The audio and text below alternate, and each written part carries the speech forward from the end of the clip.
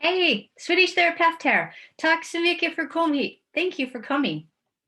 I'm not going to put my elbows on the table. I've had a couple comments that it jiggles the screen. And yeah, that's annoying. I get it. So, yesterday, Saturday, I spoke about the Friday phone call with my mom. And we talked about how there was no sound, it was silence. It was, but she couldn't hear the birds. Yeah. and and if we can't hear the birds and there's silence, that's a not a good thing. We talked about the music song from Disturbed called The Sound of Silence, and they took that from Simon and Garfunkel. And if you haven't listened to it yet, please go and do that. Oh, so you can feel um, the meaning of the song. And my meaning, it will be different than your meaning, and that's the beauty of art. But nonetheless, the beauty of art is also it's moving, and it produces emotion, and it produces a feeling and a sensation. And that's the wonderful thing about music. We think that this is just an instrument, but vibration goes in and there's a membrane that vibrates, and then there's fluid that courses through and it changes a signal from fluid to electrical, and all of a sudden we can hear. And if we can't hear, we figure things out, and we figure out how to use other senses to help us understand things if our hearing goes. But when we can hear, especially music and inflection, and you can feel it, it's awesome. But here's the cool thing. Mandy Harvey was somebody on America's Got Talent, and she couldn't hear, but she could feel vibration, and therefore she could sing. So one of these days, I'll share with you Mandy Harvey's story, because I just think it's absolutely stunning and outstanding. But sound and the sound of silence. I'm from Iowa. And in Iowa, if there was silence, I mean, like, we have the calm before the storm. And in Iowa, you can look out towards the west, and that's where our weather is coming from the west to the east. And you can see the sky turning green. And it's really ominous when a sky that's nice and blue and white turns green or yellow. And then it's still. And there's silence. And there's no crickets, and there's no birds, and there's no insects, because they got the message that they need to get the bunk out of town. So, and they take cover. Here, people, we a little bit slower, and we have maybe tornado sirens, but we don't realize, oh, sky's green, maybe we should go inside and go downstairs in the basement. There's quite a few people that sit in their garage drinking their beer and watching the nature's show. Okay, so I digress. But sound of silence, if something is silent, it's nature's way of saying something's not right. It's the whisper. And the opposite of the whisper was what happened last night at Eurovision in Rotterdam in Holland. And if anyone is out there, um, is it Mohween, Moskin? I'm going to share something with you. But this very interesting group from Italy, uh, young people 22 to 24, and they met in middle school of all things. And it was one of their school teachers that kind of inspired this particular song, because they kept saying a certain phrase that I don't know Italian. I can't say it, but I looked up the meaning. And let's just go and look at that for a second, just 1 second, before we go on about meeting my mom. So it's easier if I share something with you. Yeah, so let's share this. And Damiano and Victoria, Ethan and Thomas. They are the new winners of the Eurovision Song Contest in 2021. Outstanding. How incredible. And since they've known each other since middle school and they made their band as teenagers, I mean, this is a true cool thing and a success. The lyrics are pretty interesting, and just go online and get the lyrics. Maybe I'll post them later, but it's the school teacher would say, "Be quiet and behave." So that's the name of this particular song that they sang. Uh, Incredible, and their performance. I don't know Italian, but it had a lot of power. Pretty cool. So power is a nice thing. And when everything converges, boy, our bodies have it in spades. But then we have my mom. So let's meet my mom. Let's go on with my open letter to you guys because it's important. I know she's one out of 9.7 billion people. She's my mom.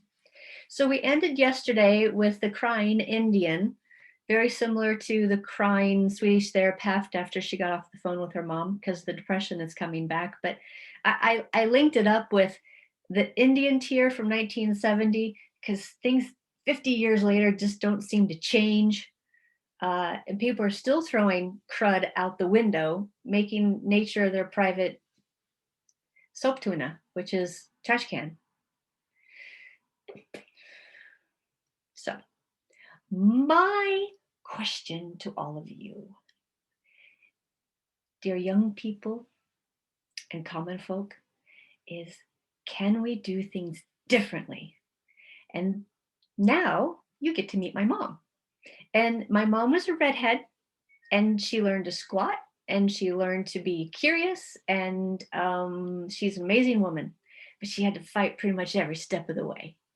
And I'm wondering why, in some situations, health is not the norm. Health is the absence of normal. Health is so hard for certain people to get. And why?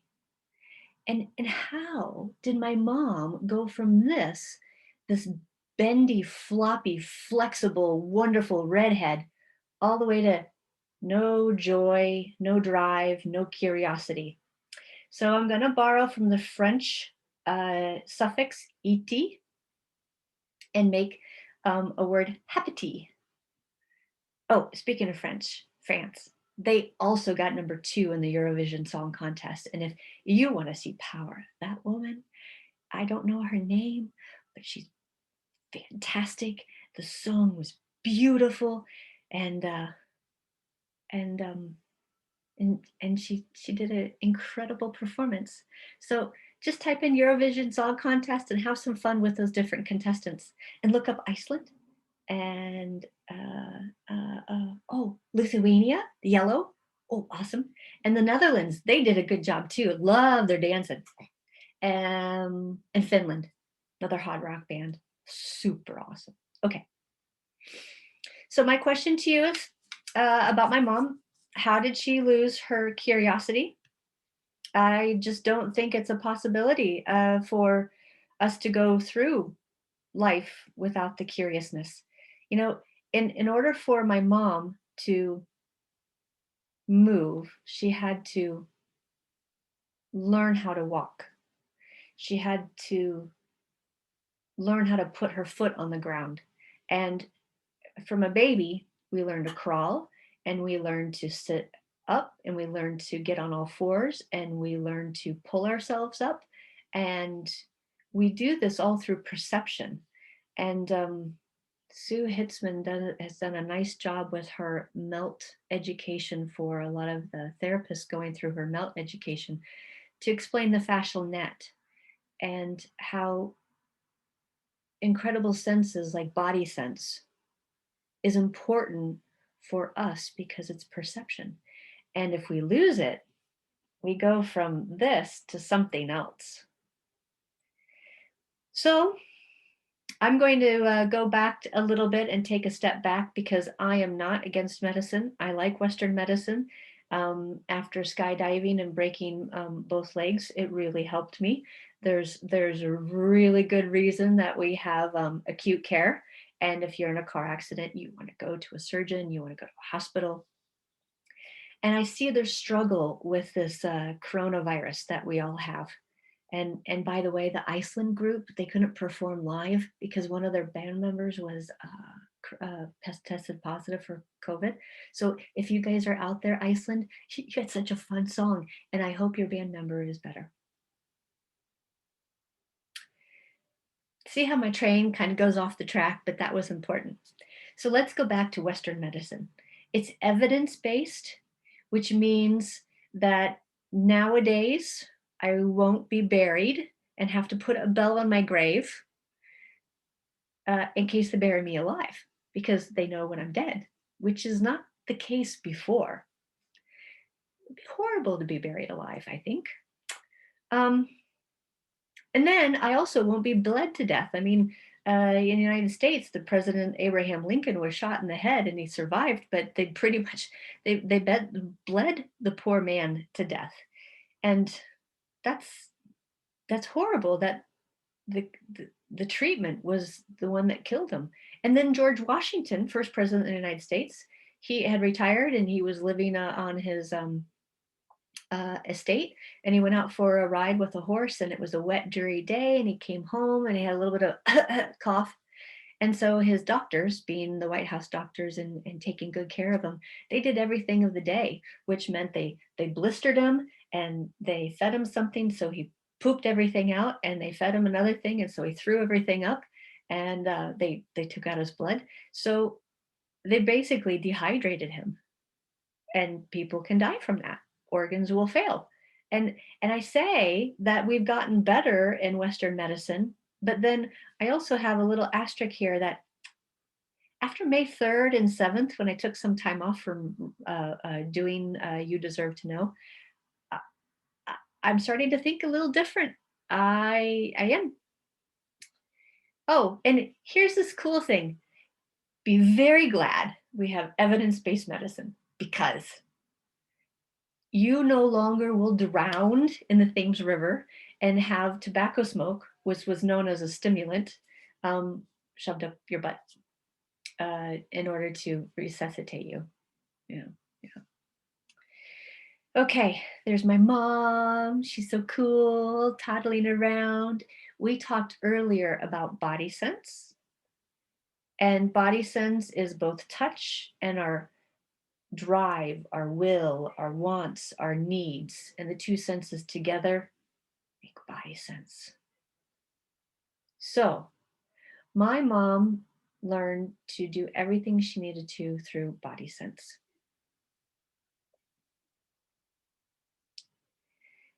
In Western medicine, Anthony Fauci, he is 80 years old.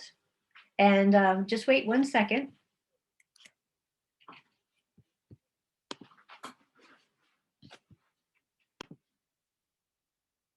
We're going to do this again. I have my customer here. So my client, and I'm certain that they want to have their behandeling, their treatment. But let's just take this information. Anthony Fauci, which quite a few people know throughout the world because he's been on TV in the United States. He's 3 months younger than my mom. So he'll be 81 in December, and my mom will be 81 in September. So my mom being the same age as Anthony Fauci is definitely not like my mom. And I have to wonder, does Dr. Fauci have modern medicine that he has to take every day that regulates his blood pressure and his digestion and his mood? And then why is he on television and in the media doing really incredible things, but my mom can't lift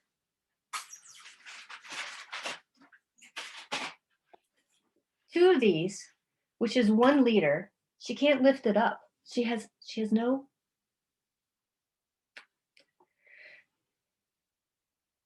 power. So I go back to another cool person here in Sweden. Her name is Barbara, and she's 87 years young. And you see here, she's not old, she's 87 years young. And I wonder, why is she on television and why is she doing incredible things as my mom sits in her chair, unable to lift up a 1 liter bottle? And Barbara is still working for the rights of the elderly and people all over, to make sure that they have a voice. And so I translated this quote from her from Swedish into English. And so this is a translation, but she says, among other things, I've worked as a doctor, a professor, the head of the National Board of Health and Welfare until her 65th birthday. And she's never seen herself as a pensionnaire, retired, and she's curious about tomorrow, and she intends to continue living life as long as she can, wants to, and can. I want to be that person. But we've met my mom. She's a redhead. So whether she's toddling back and forth or she's squatting, she was so happy. And there's that French word, Happité. But now she's not happy. And every time that I went to a doctor's appointment with my mom, I brought this list. And there were sometimes the list was so long of medications, it was hard to fit on one page. And at this point in her life, from 2012 to the mid part of February 2021, this list was fairly steady, at least her mood altering medications for depression and anxiety. So, of the 3,466 milligrams of medicine that she takes, it's every day. And 2,800 is vitamin D. So if we remove the fish oil and we remove the calcium and we remove the vitamin D, what remains is 466 milligrams of heavy duty medication that regulates her mood and her blood pressure and her metabolism. How is it really her age? How did her body forget how to regulate itself? How we learned this word earlier, allostate, allostasis. How did her body forget to adapt? So, dear young people and common folk, can we do things differently?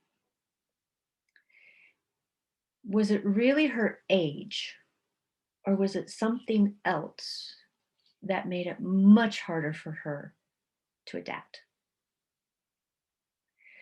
So we are going to continue on the next time that we meet, and I will leave this screen up and then we'll take this later. Yes, I want you to meet my mom